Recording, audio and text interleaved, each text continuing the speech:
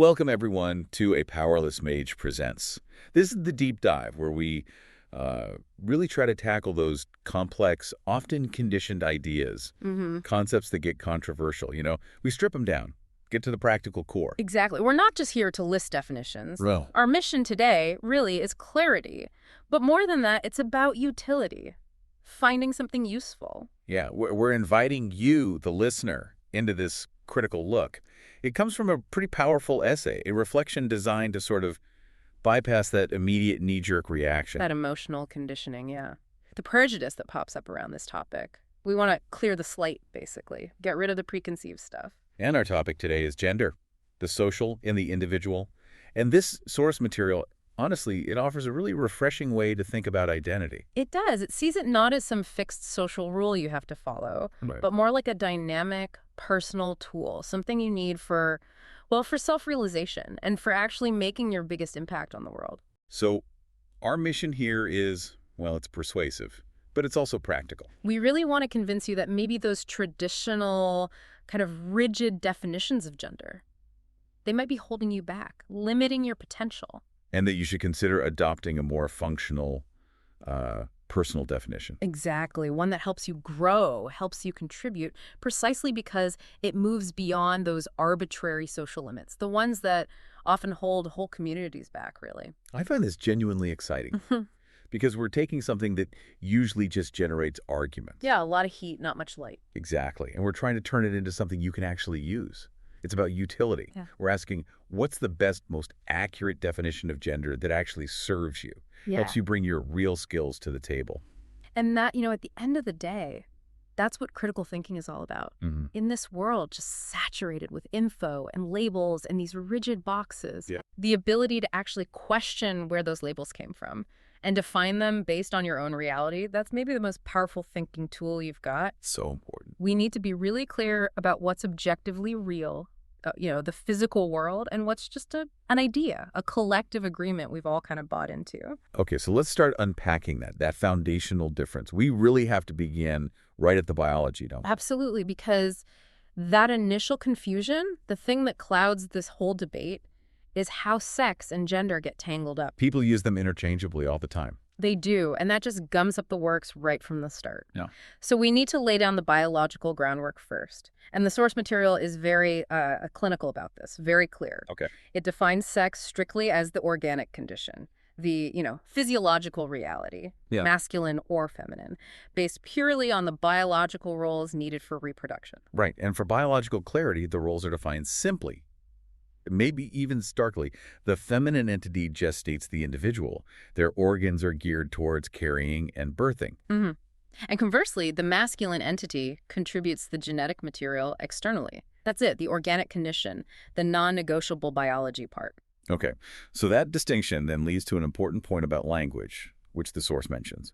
The confusion between descriptors and subjects. Yeah, that's a good point. We get tripped up differentiating between words like man and woman versus masculine and feminine. Right. Masculine and feminine feel like adjectives, describing qualities, right? Like strong or nurturing. Exactly. They describe traits or behaviors. But man and woman are nouns. They label the subject itself. So for this discussion, the essay defines those nouns very pointedly. Man is simply a subject with masculine organs. And woman is a subject with feminine organs. It separates the physical body, the noun, from the qualities or behaviors, the adjectives. Which lets us move on to gender without getting immediately stuck on biology. Precisely. So with sex clearly defined as that physical organic reality, now we can tackle the traditional idea, social gender, which is arguably where the problems start. The traditional definition, that's the one we all kind of inherit, isn't it? Yeah, it's in the air we breathe. Social gender dictates the roles, the expected behaviors, the activities, even the attributes that a society as a whole thinks are appropriate or suitable, or sometimes even mandatory for men and women. And the crucial takeaway here, the thing you really need to internalize, is that social gender is fundamentally a cultural construction. Right. Not biology. Not biology. It's not in our DNA. It's built by custom, tradition, community agreement over time. And because of that, it can change. And it's kind of arbitrary. Exactly. It's mutable and arbitrary. And this cultural construction, the essay argues pretty strongly, is actually impractical and really limiting, not just for individuals, but for society working smoothly. Let's use their classic example, the role definition thing. Okay. So if we define a woman's traditional role strictly as, say, to cook and manage the household, Right. that definition arbitrarily excludes a man from doing that, even if he's a great cook or it's just more efficient for the household. It seems like just an inconvenience maybe, but the argument is it's more than that. It's a major block to efficiency, socially, economically. I mean, couldn't you argue, though, that if a society has its logistics worked out, specialization, even if arbitrary, can lead to some efficiency? People know their jobs. It leads to fragility, is the point the source makes. Think about the logical extreme. Okay. If all roles were strictly gendered like that and, say, women just decided for whatever reason to stop cooking altogether, the men, theoretically blocked by this non-biological social rule against cooking, well, they'd face chaos, starvation maybe. It highlights how rigid roles taken seriously could lead to collapse, or more commonly, just huge inefficiency and wasted potential. The real problem is that social gender creates this stiff, abstract ideal, and an ideal man or woman. Right. And it only allows for certain predefined shapes. If your talents or desires or just your basic capabilities fall outside that narrow mold. You get friction, social disapproval, internal conflict, maybe? Yeah, all of that. And that systemic limitation, that's exactly why the powerful alternate, the core idea we really want you to consider is individual gender. This is the key, the essay argues, to unlocking your actual self. This is where it gets really interesting for me, because the focus shifts. It's not about external rules anymore. No, it moves inward to internal acceptance. Individual gender is defined as the roles, behaviors, and activities that the person accepts as natural for themselves. So it's discovered through self-reflection, honesty with yourself. Think of it like you're a puzzle piece, but instead of trying to jam yourself into the pre-cut hole society made, Right. You're forming the piece based on your own unique internal shape. Yeah. And that shape, it might fit the social mold or it might not. And the potential mismatch, that's not just okay, it's actually necessary for things to move forward. And the really crucial shift here, the persuasive part, is the argument that it's the sum of all these individual genders. All these unique shapes. Yeah. That's what actually shapes the social gender over time, not the other way around. Society should reflect the reality of its individuals, their actual capabilities, their diverse ways of contributing, instead of dictating who they should be based on old, arbitrary rules. And when you adopt that individual freedom perspective, you unlock so much potential for personal growth, better mental health, and really importantly, for genuine social contribution. The limits just dissolve. They do. When your role comes from what you accept internally, what you're good at, rather than what society imposes arbitrarily, people naturally gravitate towards where they can be most effective. Okay, so what does this mean practically for you listening right now? How do you start dismantling that conditioning and maybe trying on this new framework? Well, our first reflexive question for you is this. If social gender is just this collection of limiting abstract rules, what's one predefined role you feel stuck in that you could consciously choose to reject, maybe starting today? Yeah, what's one thing you could let go of, allowing your true self, your actual abilities, to contribute instead? Take a moment on that. What's one arbitrary limit you carry? A behavior you feel you have to do, or maybe a skill you feel you shouldn't have just because of gender expectations? All right, moving on. We should acknowledge that these social gender roles, even if they feel limiting now, they probably came from somewhere logical, right? Historically. Yeah, the source touches on that briefly. The presumed origin likely stems from biological necessity way back in human history. Makes sense from an evolutionary angle, maybe. You could see it that way. Women gestated and nursed infants, which kind of tied them geographically, maybe led to more home-centered protective roles. While men, not being tied down by gestation in the same way, were maybe better suited structurally for going out, finding resources, hunting, dealing with external threats. Possibly. It could have been a practical division of labor for early hunter-gatherer groups living right on the edge of survival. A necessary split back then. But, and this is the critical point the essay makes, that framework hardly describes our reality now, does it? Not even close. We're not hunter-gatherers anymore. Society is vastly more complex. We have global logistics, education for everyone, shared economic lives. And importantly, the whole idea of the individual is much stronger now in philosophy and law. Absolutely. So continuing to rigidly apply these ancient necessity-based gender roles, it's basically an anachronism. It's out of date. It's not about practicality or survival anymore. No, it's purely custom, cultural inertia, conditioning. It just sticks around because we stopped questioning it generations ago. Which leads to a pretty powerful conclusion, practically speaking. In purely functional terms, society mostly cares that jobs get done adequately, effectively. Right. Society doesn't really care if a man or a woman cooks the meal as long as the food is prepared safely. Or if we're stoic or emotional when facing a crisis, just that the difficulty is handled well, that we find solutions that work. So maybe, in a way, gender in that restrictive social sense isn't actually that important for society's function or survival. Interesting. Its main value might actually be for the individual, providing some kind of structure, even if flawed, for figuring yourself out early on, for navigating social stuff. That seems to be the argument, which brings us right to the value of gender as a system of labels. Humans love labels. We need them. It's a cognitive shortcut, right, for making sense of a chaotic world. Totally. Poison ivy. Bad. Stay away. Fire. Hot. Careful. Social gender works kind of like that, especially early on. The essay calls it training wheels for social life. Like an initial guide when you're figuring out social rules. Yeah. Masculine and feminine become these labels, and we just arbitrarily assign characteristics to them, mostly adjectives bundled together for quick reference. You know, those instant associations. Gentle feminine, aggressive masculine. Determined masculine, emotional feminine. These are just arbitrary bundles of adjectives, culturally reinforced, that we apply almost without thinking. And that arbitrary bundling, that's why we feel that dissonance, right? That weird sense of contradiction sometimes. Exactly. When we see a fiercely determined woman or a deeply nurturing man, it sounds contradictory to the conditioned mind. Because the labels we learn clash with the reality we're seeing. Even though the reality itself is that someone being determined or nurturing is perfectly natural, healthy even. The contradiction is only in the artificial label set, not in the actual person. And this labeling habit is so deep, it extends even to things that are objectively neutral.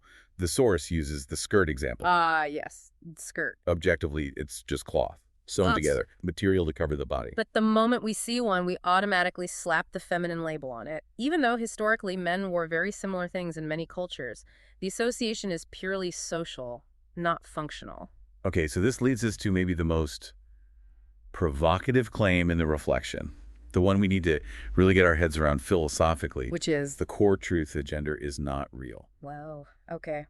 That's a big statement. Needs unpacking. Yeah. If gender isn't real, why are we spending all this time on it? And more importantly, how do you possibly tell someone experiencing profound gender distress that the source of their pain is not real? That sounds incredibly dismissive. How does the essay justify that and still validate the suffering? That's the absolutely crucial nuance. We have to define real as it's used here. Okay. The author defines reality as the objective, physical, measurable world. Biology, physics, chemistry, that stuff. Tangible things. Exactly. In that objective, physical sense, gender doesn't exist. You can't measure it like a chromosome or weigh it like an organ. I see. So if it's not objectively real in that sense, it must be something else. It's something else entirely. It exists, definitely. But it's not real. It's a mental construction, part of the collective imaginary. Like a shared set of ideas. Powerful, shared, arbitrary ideas, agreements, expectations about how our roles and behaviors should be. Okay, that sounds a bit like money. Money's a collective imaginary thing too, right? A piece of paper is just paper, but we all agree it has value. Good analogy. And the effects of money are definitely real. People work for it, build lives around it. How does gender differ then, according to the source? Well, the argument could be that money serves a fairly universal logistical function exchanging value that pretty much everyone agrees is necessary for society to work. Its structure, while imaginary, is sort of essential. Whereas gender, in its social form, primarily serves to restrict potential once you get past the basic training wheel stage. It's useful for early learning, maybe, but when it becomes rigid, it's more like a cage. Okay, so that separation is vital. The concept of social gender is imaginary, the construct. But the difficulties, the intense emotions, the negative perceptions it causes, shame, anger, frustration, that deep dissonance. Those are absolutely real experiences. The suffering is real. The suffering is absolutely real, but the ideas provoking the suffering are based on these shared, often unexamined fictions. And realizing that, that's the moment of freedom. That's the potential for individual freedom, yes. If gender is just this arbitrary bundle of adjectives society put together, then you get to choose. Exactly. The benefit of the individual perspective is clear.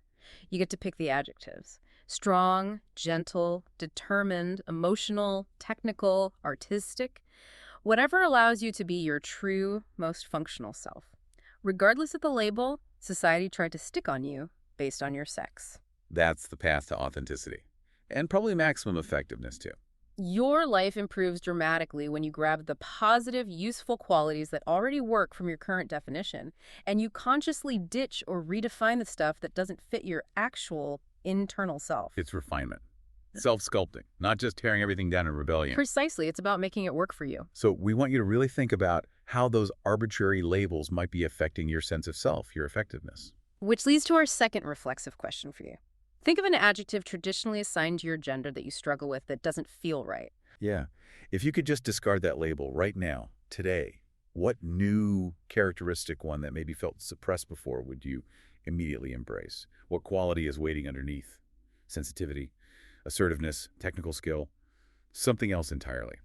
Okay, so once we start accepting this internal, individual idea of gender for ourselves, the conflict often starts when these flexible, personal ideas bump up against the more rigid structures out there in the world. Yeah, specifically things like law, logistics, healthcare. Society is functionally built around some pretty binary frameworks, historically at least. And that's where individual identity can hit some serious friction. Yeah, you see it most obviously in the legal system. Laws traditionally recognize men and women as distinct legal subjects, sometimes with different rights, obligations, maybe specific protections. And that legacy framework, that's why the whole debate around legally changing your sex designation to match your identity is so, well, controversial and complicated logistically. Because those legal categories were often tied to specific functions in the past, right?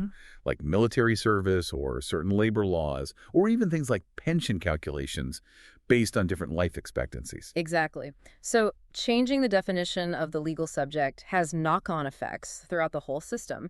It affects the scaffolding of institutional law.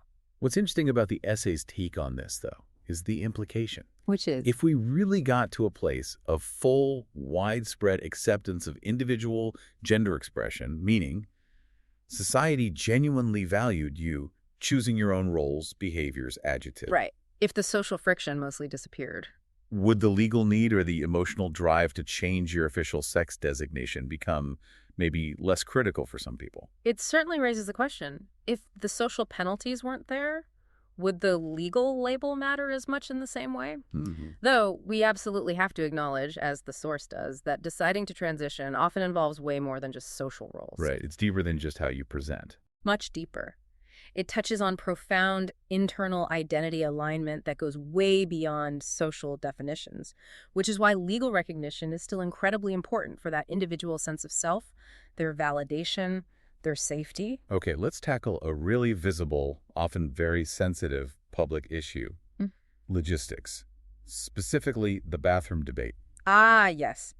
Bathrooms, always bathrooms. Separation there is historically based on, what, two main arguments? Preserving genital privacy. And preventing inappropriate sexual acts or violence, given that people are vulnerable in those spaces. Okay, but the source material really pushes back on how solid those arguments actually are. It does. The claim that separating spaces based on assumed gender automatically prevents violence, it's shaky at best. Because those acts are prohibited everywhere. And sadly, they can and do happen in all kinds of segregated facilities anyway. Exactly. The separation itself isn't a magical shield. And the author suggests there's actually no solid argument against shared spaces. If there's appropriate privacy design, that's the key.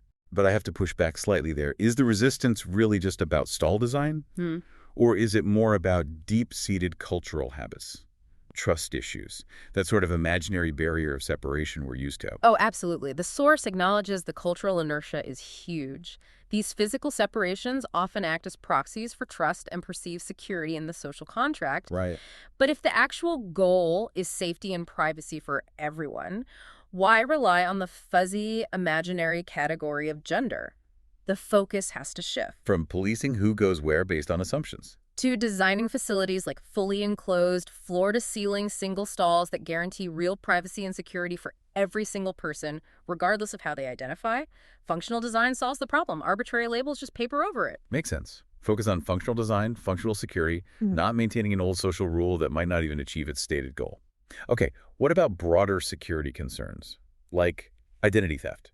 Yeah, you hear the argument that gender diversity, especially when someone's appearance doesn't match a traditional ID photo, increases the risk of fraud or identity theft. But connect that to modern tech. And the argument kind of falls apart pretty quickly, doesn't it? Our security systems now are incredibly robust and increasingly not based on just looking at someone. We're talking biometrics. Right.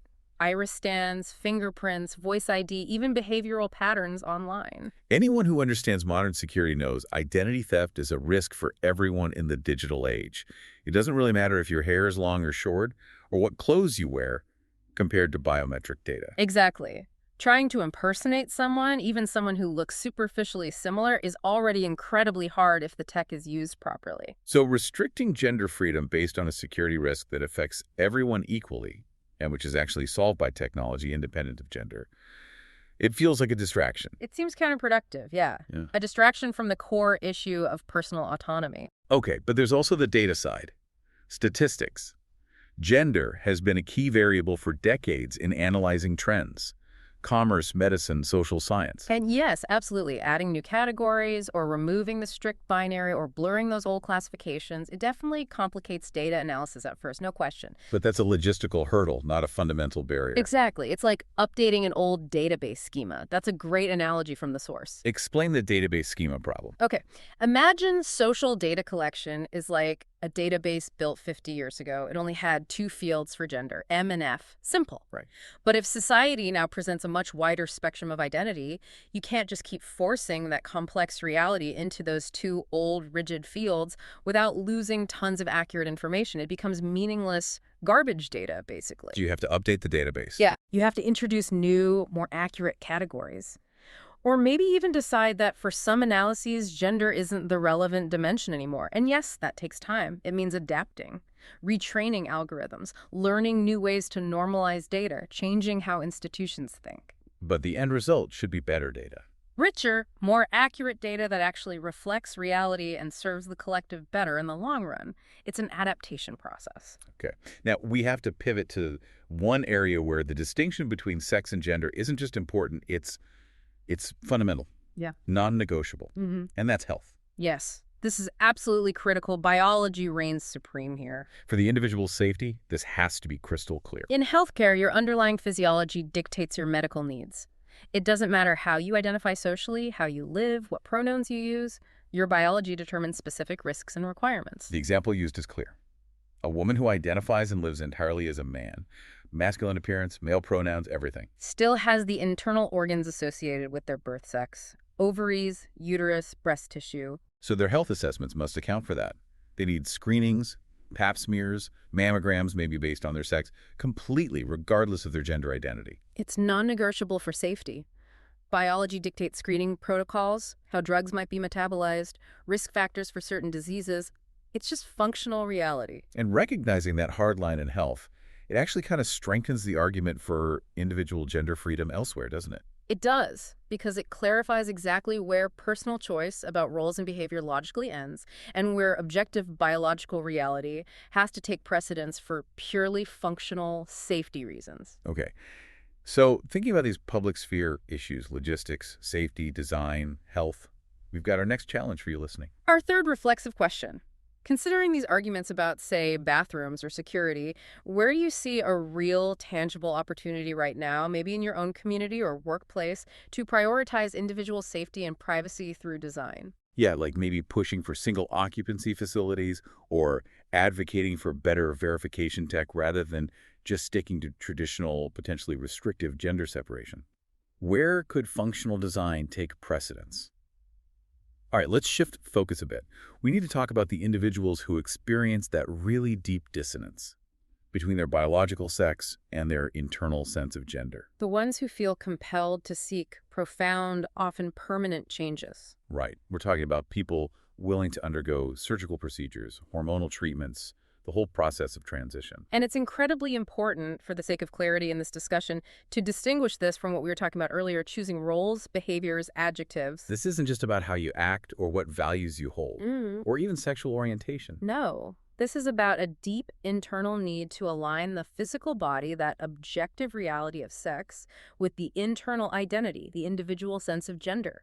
It's a different level of experience. The source material mentions the current clinical term, gender dysphoria, defined as significant distress when you perceive yourself as belonging to a different sex than the one assigned at birth.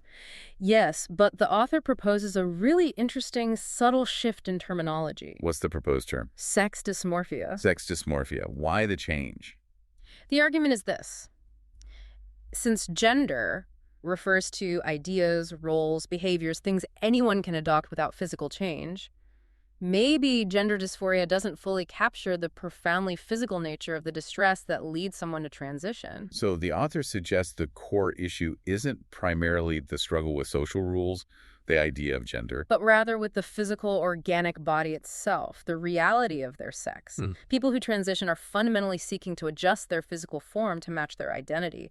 The distress comes from that disconnect between the body they have and their internal map of what their body should be. So sex dysmorphia might better reflect that focus on the physical form and the deep clinical implications. That's the suggestion. It implies the reasons are deeper, more complex than just issues with social gender roles. It centers the body. Interesting framing. Regardless of the term, though, the decision to undergo irreversible changes surgery, hormones, it carries enormous weight. Immense weight, lifelong consequences. Legal, social, financial, and definitely health responsibilities. It's arguably one of the most profound decisions a person can make about themselves. And this is exactly why the source material hammers home the absolute need for maturity. Real maturity. This is not a step to take lightly, and crucially, the essay argues probably not during adolescence. Why single out adolescence specifically as problematic for these kinds of permanent physical choices? Well, we have to look at brain development, neuroscience. Okay. During the teenage years, the prefrontal cortex, that's the brain's CEO, basically. Right. Handles planning, risk assessment. Executive functions, exactly. Long-term planning, weighing risks accurately, regulating intense emotions, understanding future consequences. That whole part of the brain is still under major construction. It's not fully online yet. So the argument isn't a moral judgment. It's functional. The hardware for fully assessing irreversible choices isn't finished building yet. Precisely. So the recommendation is clear, and it's grounded in functional psychology. You need a high level of maturity. It's generally most advisable to hold off on irreversible body modifications until full adulthood. When the individual ideally has the full cognitive toolkit and life experience to grasp the permanent implications and long-term responsibilities involved. Exactly. The capacity for truly considered consent is arguably stronger. Okay. Now, stepping outside the individual medical decision, there's the inevitable reality of external friction. When someone's chosen gender identity contrasts sharply with society's ingrained expectations. Disapproval, skepticism, resistance, those are almost natural conditioned reactions you're likely to encounter. So how do you navigate that? Without getting isolated or just constantly fighting battles, the source suggests a specific strategy. Yeah, a proactive, positive strategy. It centers on what the essay calls integral contribution. Okay, let's define that practically. What does integral contribution look like here? It means focusing your energy on adding real, tangible value to your community, to society. So instead of arguing about labels, you generate positive change by demonstrating. Through your actions, your competence, your character, show that your individual choice is harmless, practical, and maybe even beneficial to others. So if you're a great engineer, or an amazing teacher, or just a kind, effective colleague, your value starts to speak louder than the label people might struggle with. That's the idea. Your contribution becomes undeniable. The path isn't necessarily conflict or demanding validation through arguments about definitions. It's proving, through consistent action and positive contribution, that your true self, the self aligned with your individual gender, is your most functional, best self. And when people see the benefit, see the harmlessness of your authenticity. Adaptation, even if it's slow, eventually starts to happen. Resistance can soften when faced with positive reality. This whole theme, responsibility, long-term consequences, contributing meaningfully, it applies to all major life choices, really, not just identity. Absolutely. Which brings us to our fourth reflexive question for you. If the real measure of a big decision is the level of responsibility and the long-term implications you're taking on, how do you personally gauge the maturity needed for those major life choices?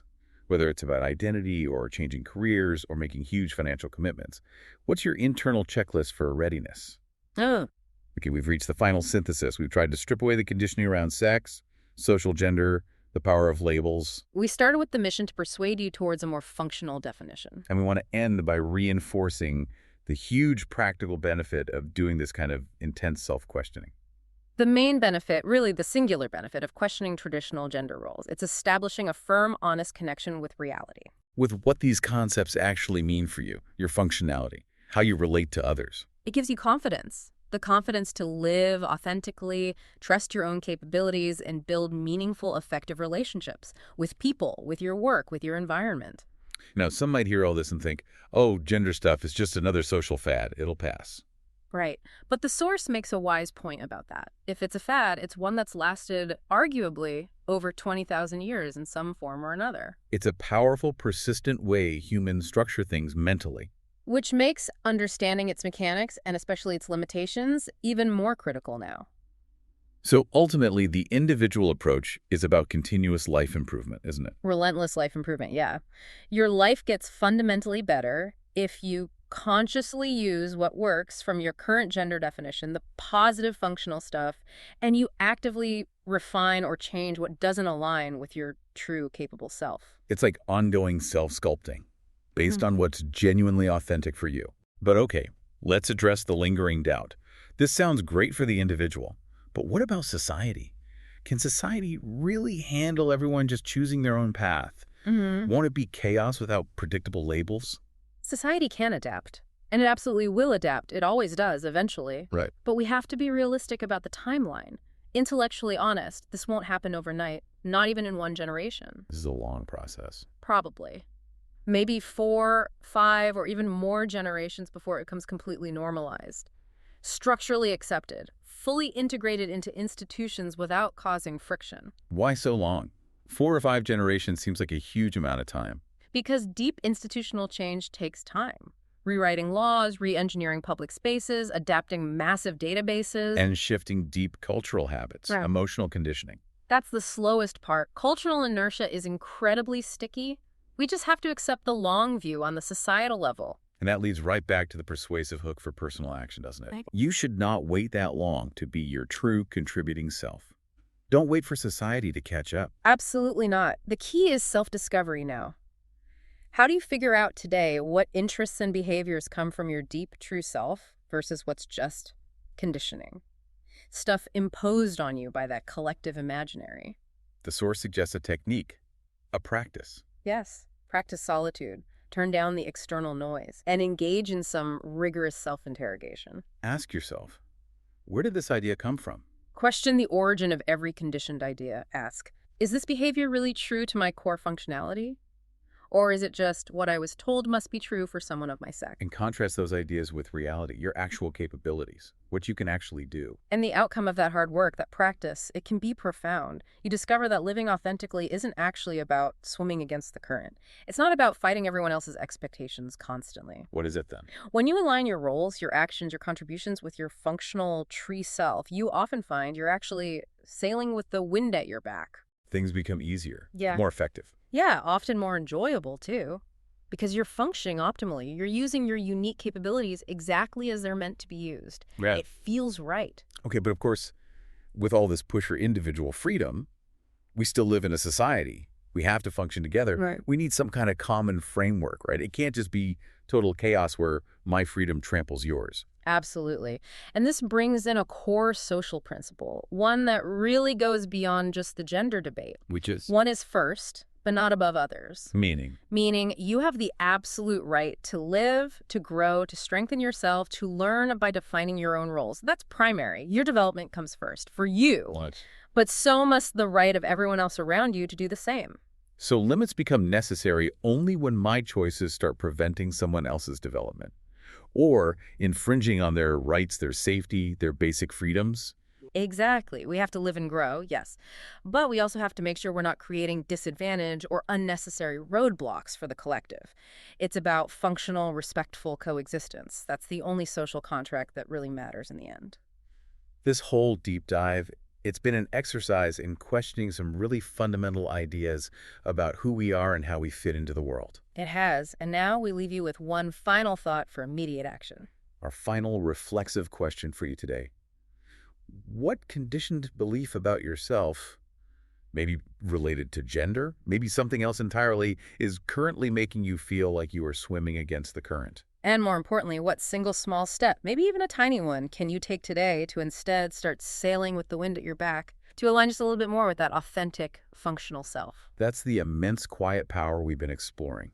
Adopting an individual functional definition of who you are. It shifts the focus away from external rules and towards internal contribution and authenticity. We really hope this exploration has helped clarify that critical difference between the often arbitrary rigidity of social gender and the necessary flexibility and power of individual gender. Remember, though, knowledge isn't much use until you actually test it out, put it into practice. These are potentially powerful ideas, sure, but they only become real tools when you actively apply them to how you define yourself and the choices you make in your life. Don't simply take our word. Put everything you heard here to the test. Make this knowledge truly yours. Remember, the power is yours.